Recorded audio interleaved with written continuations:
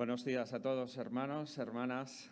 Es una bendición poder estar esta mañana juntos, a pesar de las limitaciones de no poder darnos abrazos.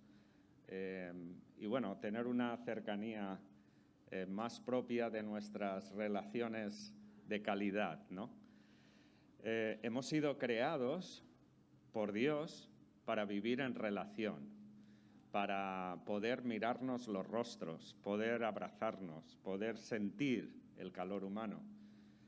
Pero en estos momentos estamos viviendo bajo ciertas limitaciones que nos impiden el poder disfrutar de todas esas características con las que Dios nos ha creado y que de alguna manera las necesitamos. Pero también Dios nos ha dado la capacidad para adaptarnos a las diferentes circunstancias de la vida, sean favorables o sean desfavorables.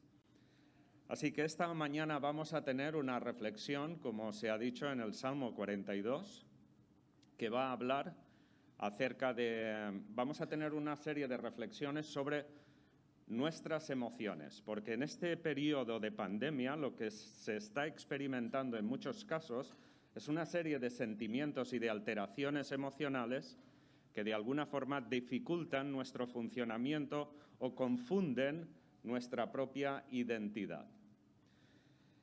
Una de las cuestiones más importantes que han tenido que tratar los científicos con este tema del virus ha sido, en primer lugar, conocer la identidad del virus.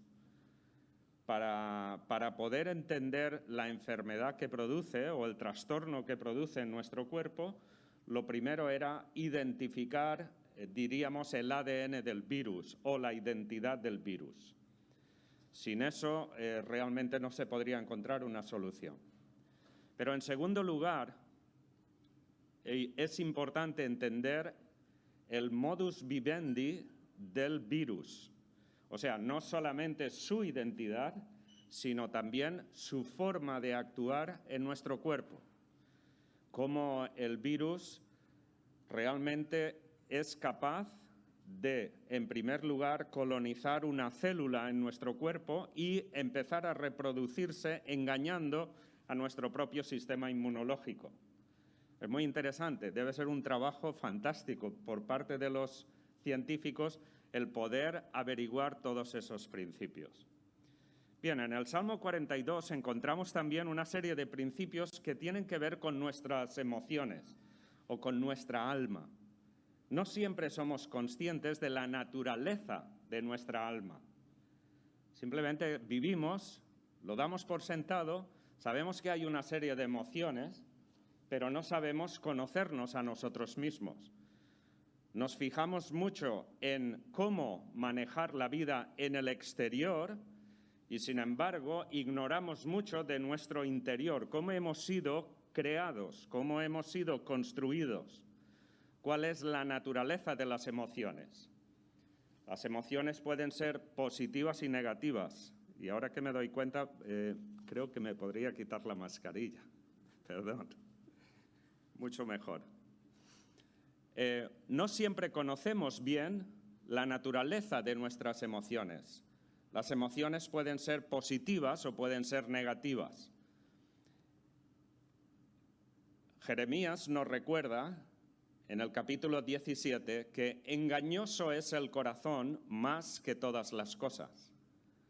Y también en Proverbios se nos dice en el capítulo 4, sobre todas las cosas de esta vida, de tu vida, cuida tu corazón, porque de él mana la vida. De ahí puede salir lo bueno o lo malo. Qué importante es que conozcamos la naturaleza de nuestro corazón, de nuestra alma. Desde que el ser humano entramos en esa dinámica de fatalidad por el pecado que entró en la vida de Adán y Eva, nuestros primeros padres, y que nos han transmitido a todos la naturaleza humana, por la cual sentimos constantes alteraciones y desviaciones del propósito original de Dios. Es importante que nosotros podamos entender todos esos mecanismos internos. Por eso, el segundo aspecto tiene que ser conocer cómo funcionan nuestras emociones y, lo que es más importante, cómo podemos manejar, modular, educar, instruir a nuestras emociones. Porque si no lo hacemos, es muy probable que esas emociones alteradas nos controlen a nosotros, controlen nuestra razón. Y de esa forma suframos las consecuencias de un deterioro, de una serie de turbulencias que pueden experimentar nuestras emociones, sea por la pandemia o sea por infinidad de cosas en la vida que son adversas y que en cierta manera producen esa inquietud y esa turbación en nuestro mundo interior. ¿Cómo manejamos eso? ¿Qué hacemos? A veces buscamos simplemente escapismos o buscamos soluciones inmediatas, sin llegar a entender que necesitamos saber modular esas emociones para que esas emociones no nos controlen. Cuando hablamos de modular, seguramente que los músicos sabrán muy bien lo que eso significa y todos nosotros lo podemos comprender también. A través de la radio o cualquier instrumento de sonido, sabemos que tiene una potencialidad y tiene un mínimo. En ese sentido, lo que hacen los interruptores es modular el sonido a aquella situación que es adecuada para cada uno de nosotros. Esa es la cuestión. Hemos de conocer nuestras emociones, cómo funcionan, y a partir de ahí modular para que esas emociones funcionen adecuadamente o podamos nosotros de alguna manera controlarlo. En este Salmo 42 vamos a leer los primeros 5 versículos. Vamos a encontrar una serie de reflexiones que son importantes para que nosotros lo tengamos en cuenta en este tiempo de pandemia, pero también en cualquier otro tiempo de la vida, porque en cualquier día te levantarás y sin saber por qué te encontrarás, como se suele decir hoy en día, depre, o sentirás ansiedad, o sentirás tristeza, y hay una cuestión ahí que a veces, sin razón, aparecen cambios emocionales o turbulencias emocionales que es necesario saber manejar. Vamos a leer los 5 primeros versículos del Salmo 42. Como el ciervo brama por las corrientes de las aguas, así clama por ti, oh Dios, el alma mía. Mi alma tiene sed de Dios, del Dios vivo. ¿Cuándo vendré y me presentaré delante de ti? Fueron mis lágrimas mi pan de día y de noche, mientras me dicen todos los días, ¿dónde está tu Dios? Me acuerdo de estas cosas y derramo mi alma dentro de mí, de cómo yo fui con la multitud y la conduje hasta la casa de Dios, entre voces de alegría y de alabanza del pueblo en fiesta. ¿Por qué te abates, oh alma mía, y te turbas dentro de mí? Espera en Dios, porque aún he de alabarle, salvación mía y Dios mío. Notemos en primer lugar la naturaleza de nuestras emociones, de nuestro mundo interior, de nuestra alma. El salmista hace una comparación entre el bramido y la sed de los ciervos que braman junto a las aguas, a las corrientes de aguas, con el fin de encontrar la satisfacción necesaria para su cuerpo. Pero él hace una comparación con las emociones.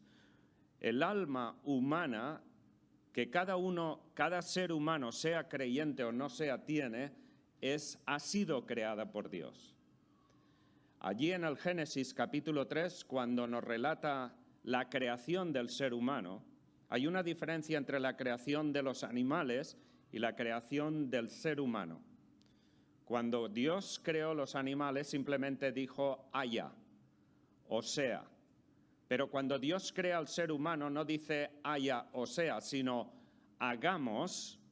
Hay una acción personalizada, hagamos al ser humano, al hombre y a la mujer, a nuestra imagen y nuestra semejanza. En el capítulo 2, haciendo una catálisis de ese relato, o sea, una aclaración de ese relato, dice que Dios sopló en la figura que él había diseñado la figura de barro del ser humano, sopló aliento de vida, aliento que es el espíritu.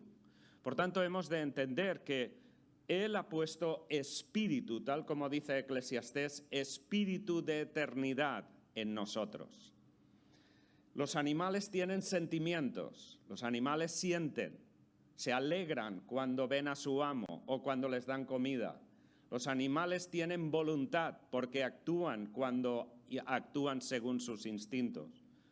Y los animales tienen razón porque ellos valoran a sus presas o a aquellos depredadores que les pueden hacer daño. Piensan. Pero lo que no tienen es un espíritu que trasciende.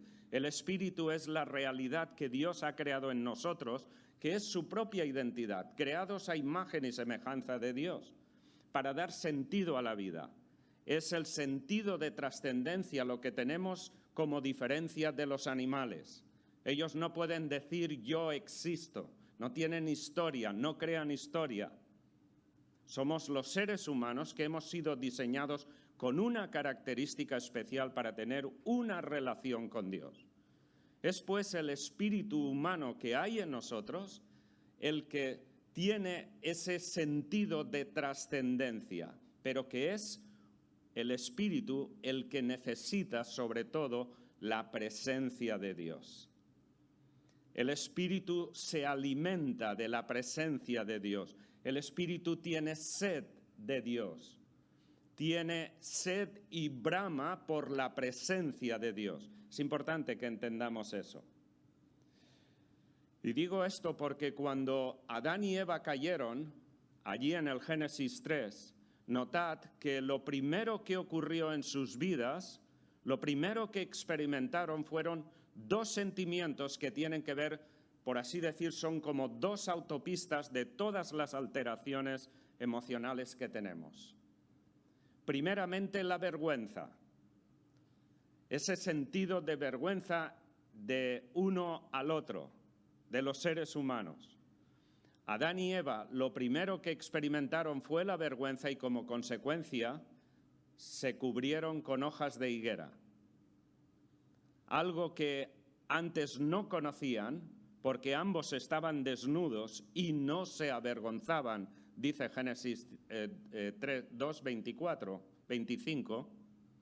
En ese sentido, ellos a partir de ese impacto del pecado en sus vidas, lo primero que experimentan es la vergüenza. La persona con la que habían convivido ahora es como una sensación de vergüenza y tienen que cubrirse el uno del otro. El segundo sentimiento que aparece es la fobia, es el miedo, porque cuando oyeron la voz de Dios, que era su creador, que había sido agradable hasta ese momento, que había sido un gozo para ellos, ahora la voz de su creador es una amenaza. Y lo ven como algo que realmente les provoca a ocultarse, tienen miedo. Esos dos sentimientos alterados son los que producen en nosotros una serie de trastornos emocionales que a veces no sabemos cómo manejar. Pero es la realidad de lo que ocurre allí en Génesis. Y, por tanto, lo que hemos de entender es que el ser humano tenemos ese espíritu que necesita contacto con Dios, necesita acercarse a Dios, necesita encontrar la presencia de Dios. Solamente se satisface con eso. Cuando el ser humano no es capaz de volver a Dios, lo que hace es crear una serie de sucedáneos para satisfacer esa insatisfacción que hay en su mundo interior.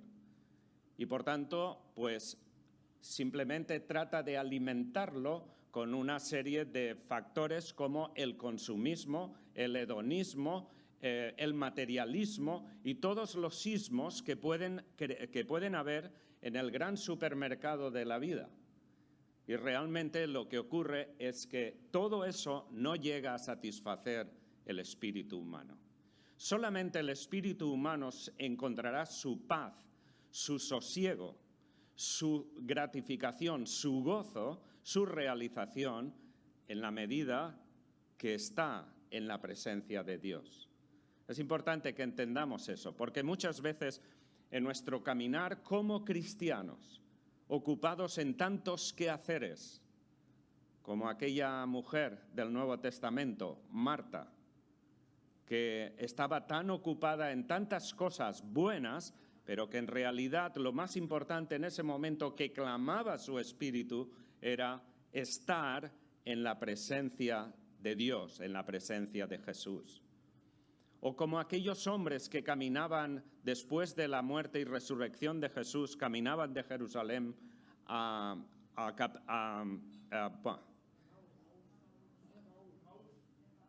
Emaús, exacto, perdón. Caminaban hacia Emaús y dicen que, Jesús se juntó con ellos y les explicaba las Escrituras. Pero llegó el momento en que ellos no podían reconocer exactamente quién era. Solamente cuando Él partió el pan, cenó y partió el pan, es que ellos captaron que quien estaba con ellos era Jesús. Y la expresión de ellos fue: ¿acaso no ardían nuestros corazones cuando nos abrían las Escrituras? ¿Cómo nos gustaría a nosotros tener un encuentro así, no? Un día en nuestro trabajo, en nuestro lugar, simplemente que ahí apareciera Jesús sin saber quién es y nos hablase. Seguro que nuestra alma inmediatamente reconocería el éxtasis de un encuentro personal con Dios. Estamos muy ocupados muchas veces en nuestros trabajos, en nuestras preocupaciones y sobre todo ahora con esta situación de pandemia, con toda una serie de angustias, de ansiedad, de depresión, y todo eso tenemos que aprovecharlo para bien. Es el momento de buscar a Dios, de sentarnos a solas y de entrar en la presencia de Dios, porque lo que nuestra alma está clamando es por esa presencia de Dios. Dijo Dios a Abraham allí en el capítulo 17 de Génesis: anda delante de mí y sé perfecto. La presencia de Dios, ese anda delante de mí, significa anda en mi presencia.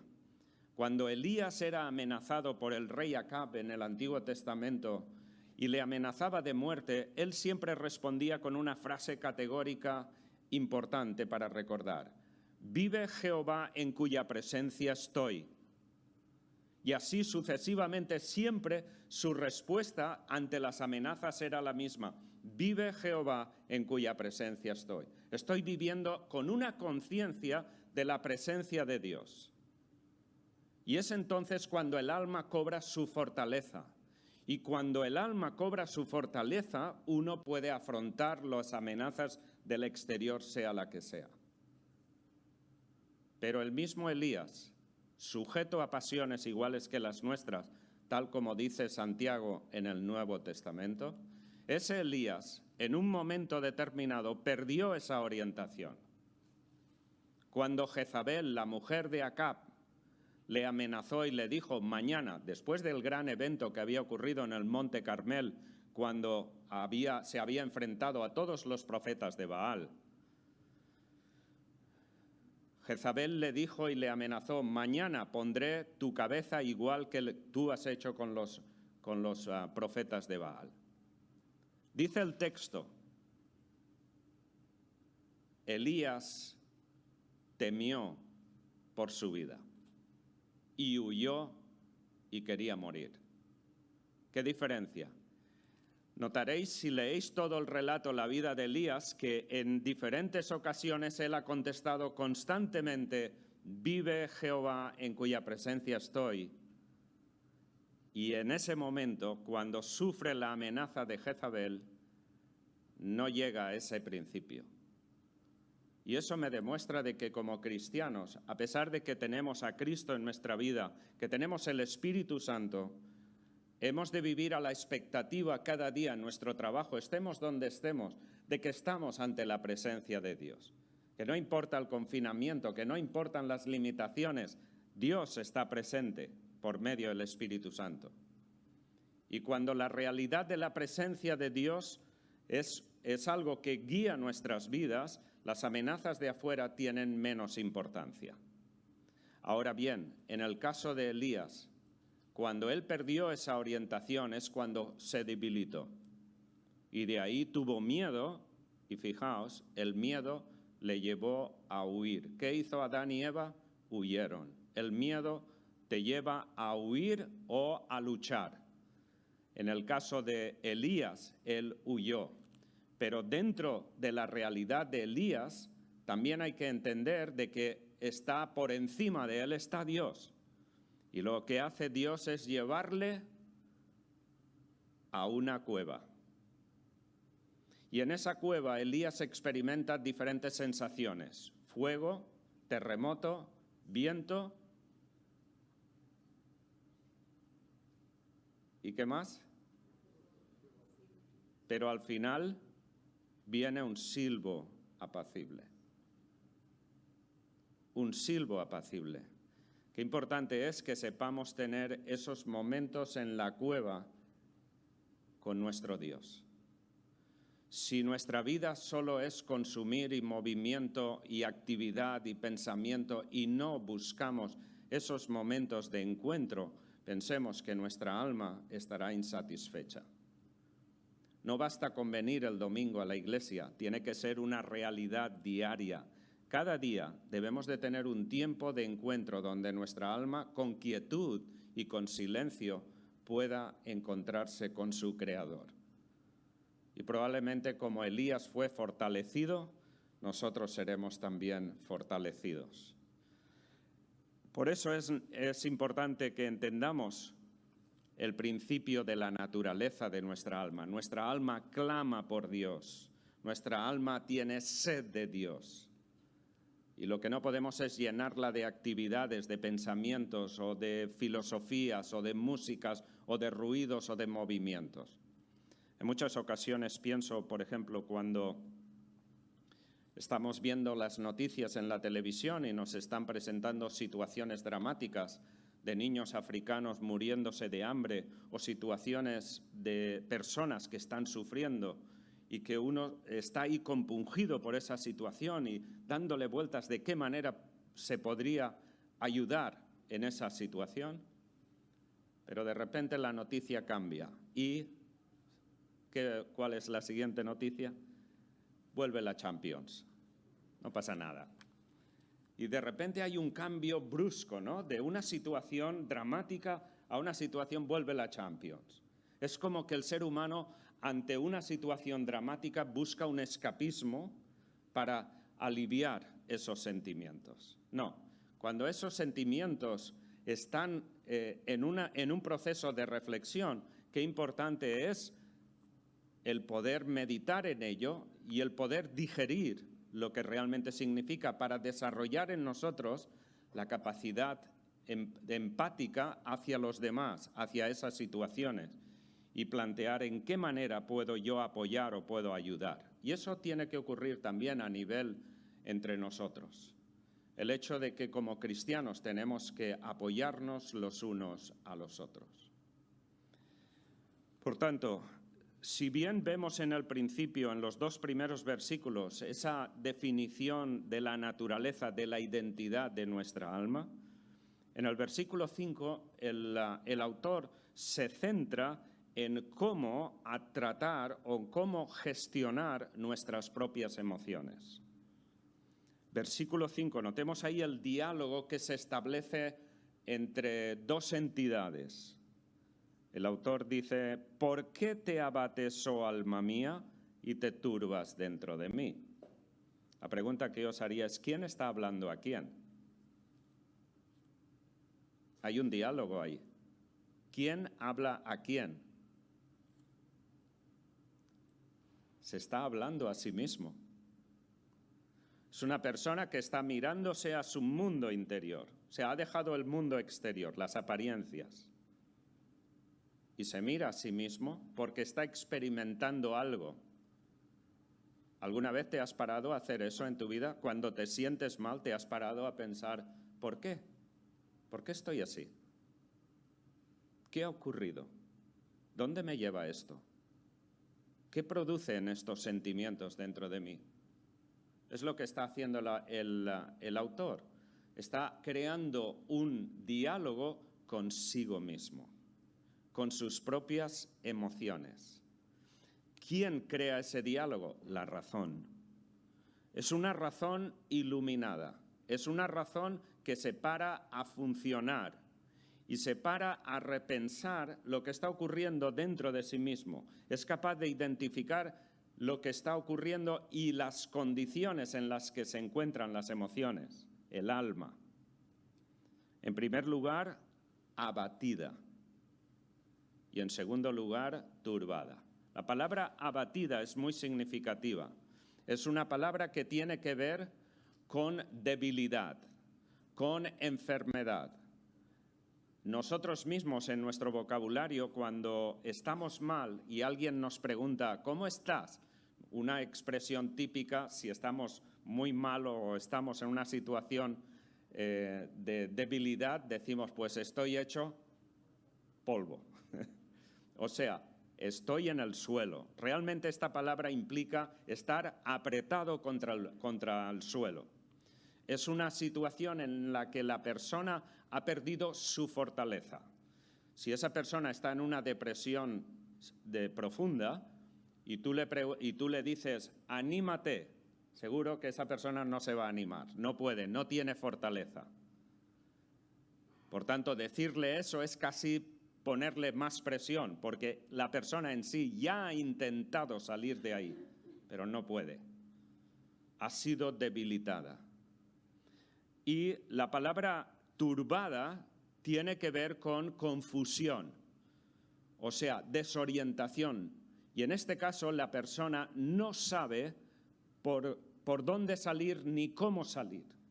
No tiene recursos, ha perdido los recursos. Así que la definición que el autor hace de su alma en estos momentos es una cuestión que él entiende la razón que las emociones están débiles, no tienen la fortaleza y por otra parte están confundidas.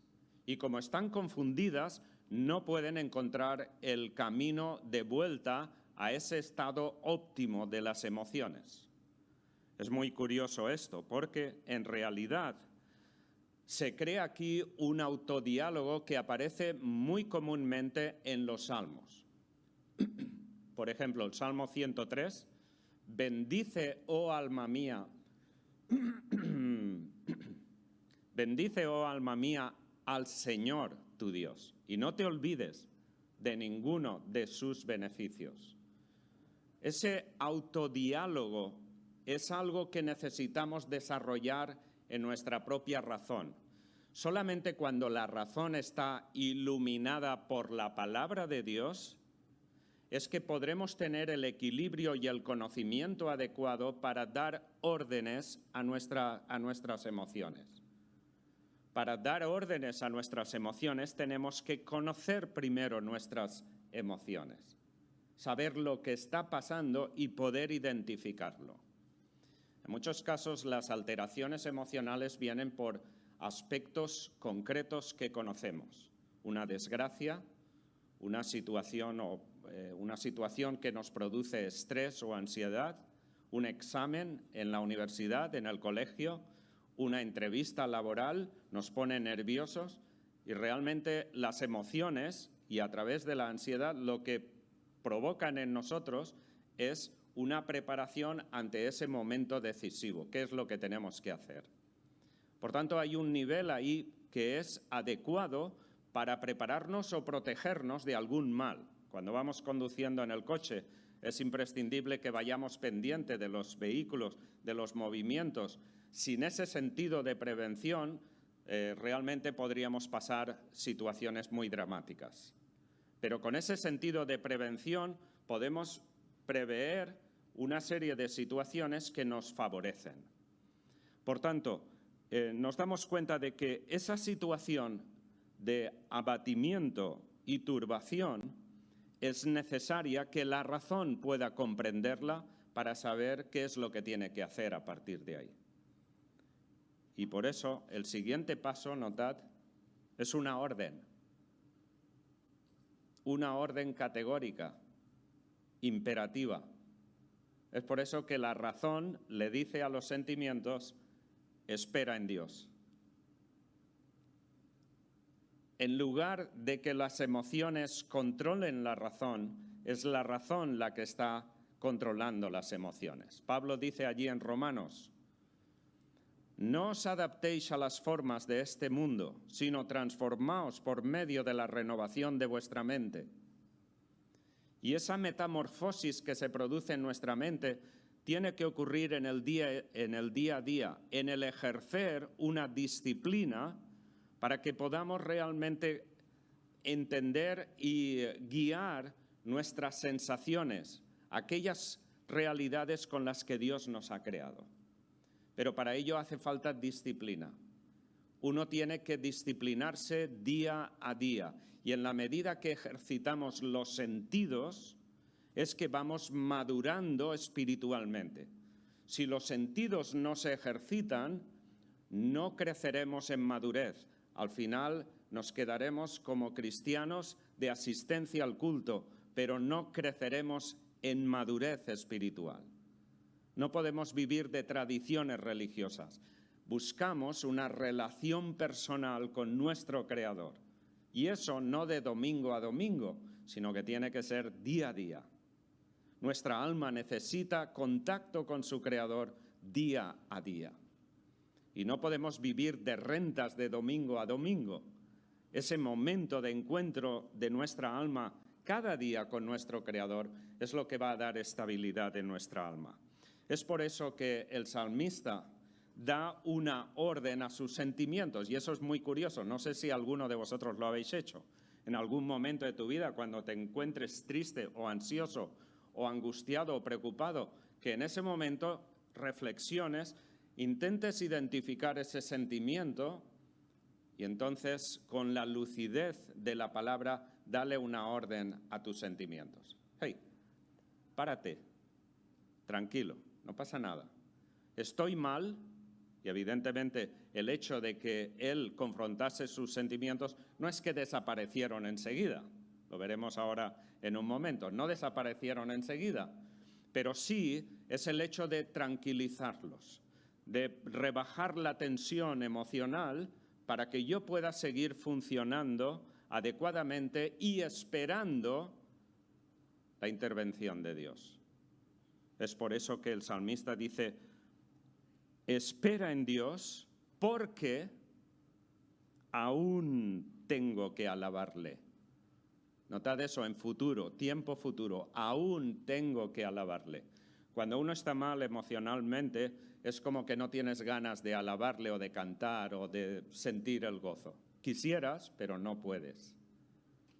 El salmista es capaz de decir, ahora no tengo el ánimo, la sensación de alabar a Dios, pero lo haré mañana o lo haré pasado mañana, lo haré en el futuro.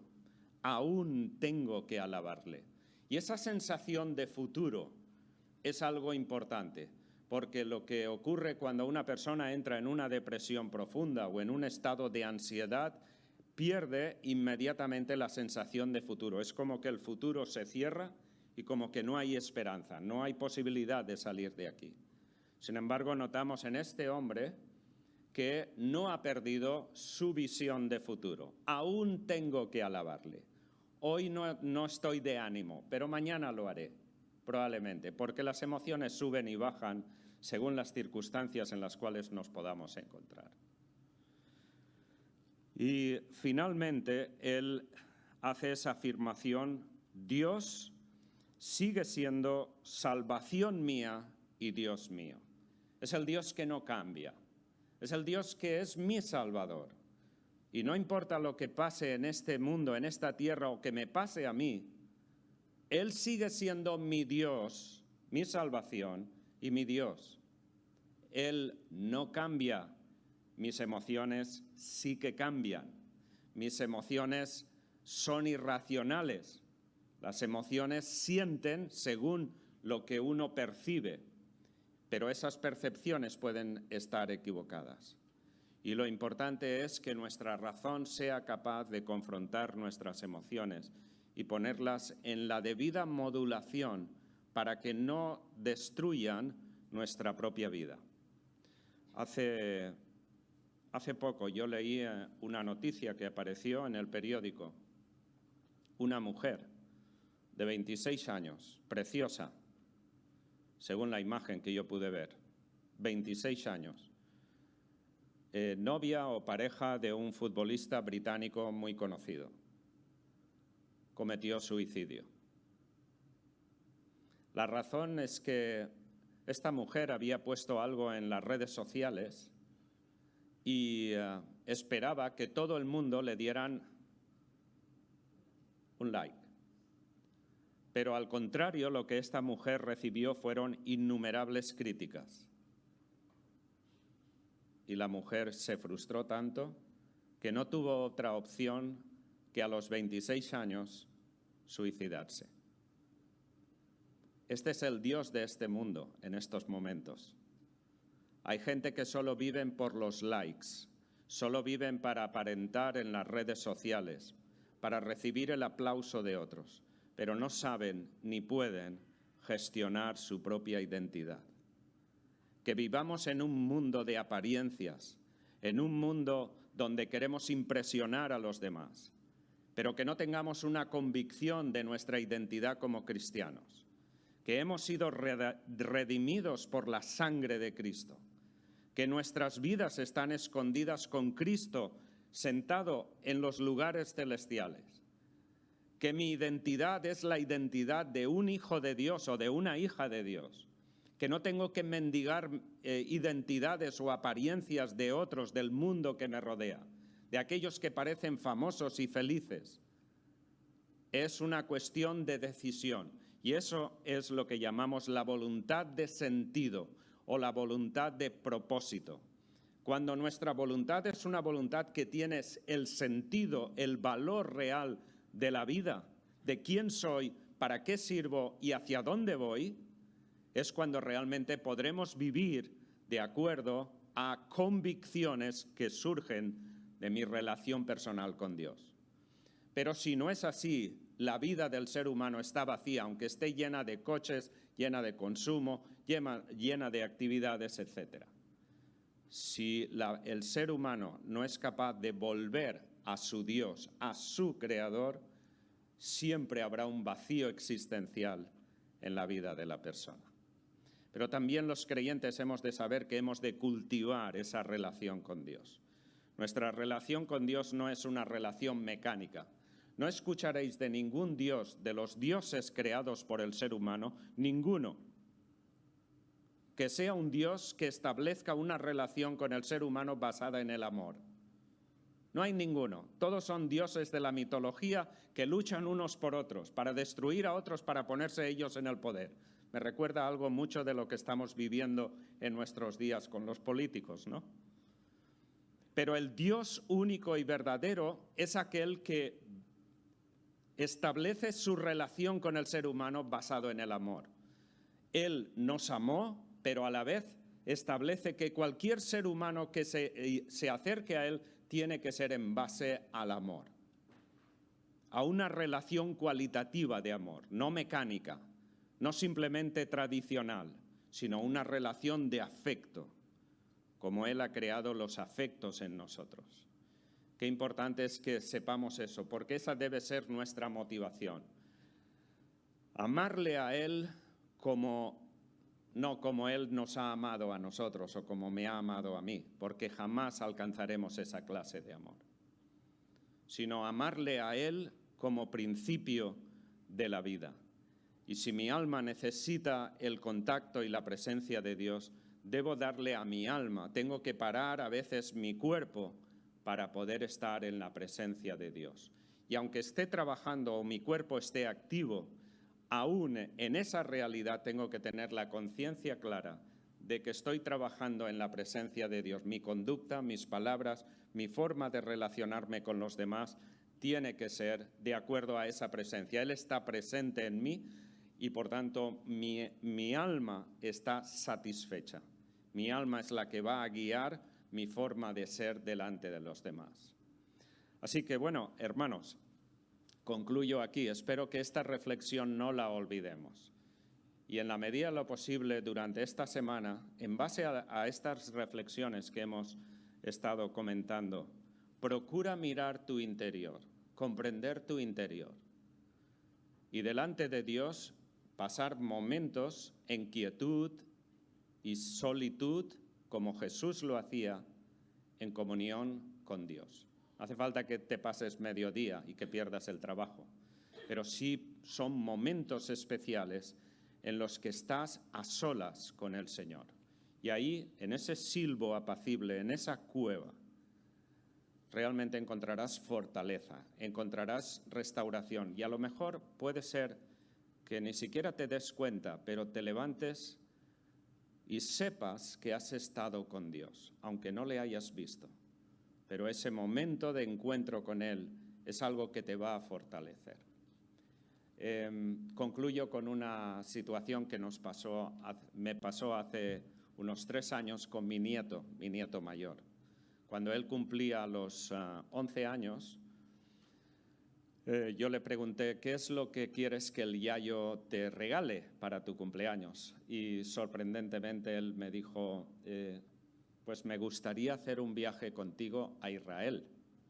Y bueno, fue una sorpresa para mí. Hemos hecho varios viajes desde Ipste a Israel con grupos, pero en ese caso era una petición especial, ¿no? Individual. Entonces, bueno, con los contactos que tenía y tal, arreglamos el viaje y nos fuimos los 2 solos. No era un viaje de estos organizados donde vas corriendo con el autobús, con el desayuno, etc. Íbamos los 2 solos. Y íbamos a ver lo que queríamos ver. Evidentemente, yo le llevé a todos los sitios que yo conocía y tal. La cuestión es que un día llegamos al lago de Galilea y en el lugar donde se cree que el Señor Jesús resucitado le hizo las 3 preguntas a Pedro. ¿Me amas? ¿Me amas? ¿Me amas? Esas 3 preguntas. Bueno, al llegar allí al lugar, nos dimos cuenta de que los turistas estaban todos pues dentro de las aguas, en la orilla del lago, mojándose los pies, haciendo fotos, etc. Y yo miré hacia la parte izquierda y habían unas rocas que se adentraban un poco en el agua y no había nadie. Entonces le dije a mi nieto, vámonos allí a las rocas que estaremos más tranquilos. Al llegar allí hicimos la prueba, porque ya de broma le dije, vamos a ver, nos quitamos los zapatos y tal, vamos a ver si podemos caminar sobre las aguas. Pero no funcionó, no. A pesar de que me llamo Pedro y que además de apellido soy santo de nacimiento, San Jaime, pues pensé, bueno, a lo mejor funciona esto, pero no funcionó. La cuestión es que nos subimos encima de las rocas y estando allí mi nieto dice, Yayo, ¿por qué no oramos aquí? Pues muy bien, y nos pusimos a orar los 2, así, pero en la naturaleza, en un plan muy libre, ¿no? Ahí a la izquierda teníamos el Monte de las Bienaventuranzas, al frente, a lo lejos, Capernaum, donde Jesús pasó la mayor parte del tiempo, y ahí, sentados los 2, oramos, y cuando acabamos de orar, dice, qué bien, me siento como algo especial. Era un momento muy entrañable, así me sentía yo también. Y de repente estamos así frente a las aguas y las aguas empiezan a moverse. Y mi nieto dice, Yayo, ¿qué es esto que hay ahí? ¿Qué está pasando? Y nos fijamos y me di cuenta de que había un banco tremendo de peces que estaban en la superficie como con las bocas hacia arriba. Hice fotos y todo de ese momento. Y entonces mi nieto dice, Yayo, esto es un milagro.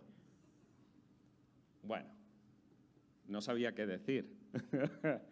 No sabía qué decir porque quizás pensé, quizás soy demasiado escéptico, frío, no lo sé. La Biblia dice que de la boca de los niños sale la sabiduría. Entonces, bueno, le estuve dando vueltas al tema. No estábamos allí por un milagro. Pero la cuestión es, ¿y si fuera no un milagro, sino una intervención de Dios? En ese momento en el que nosotros sentíamos algo muy especial con Dios, una intimidad, algo inexplicable, y aparece eso. No es normal que a las 12 de la mañana haya un banco de peces en la orilla allí. Bueno, no lo sé, pero sí me hizo reflexionar sobre si, aún siendo cristiano, soy una persona muy escéptica. ¿Me explico? Y no sé distinguir realmente los encuentros especiales con los que Dios me cruza en la vida. Pero eso puede ocurrir en tu fábrica, en tu oficina, en tu trabajo, en tu casa, en el mercado, estemos donde estemos. Si somos conscientes de la presencia de Dios, es probable que Él cruce en nuestras vidas personas que necesitan escuchar el Evangelio o personas que nosotros necesitamos escuchar. Y es ahí donde nuestra alma encuentra verdadera satisfacción, es su hábitat natural, es ese encuentro con Dios. No perdamos eso de vista. Tengáis una semana especial y que podamos gozarnos esta semana con el gozo del Señor. Amén.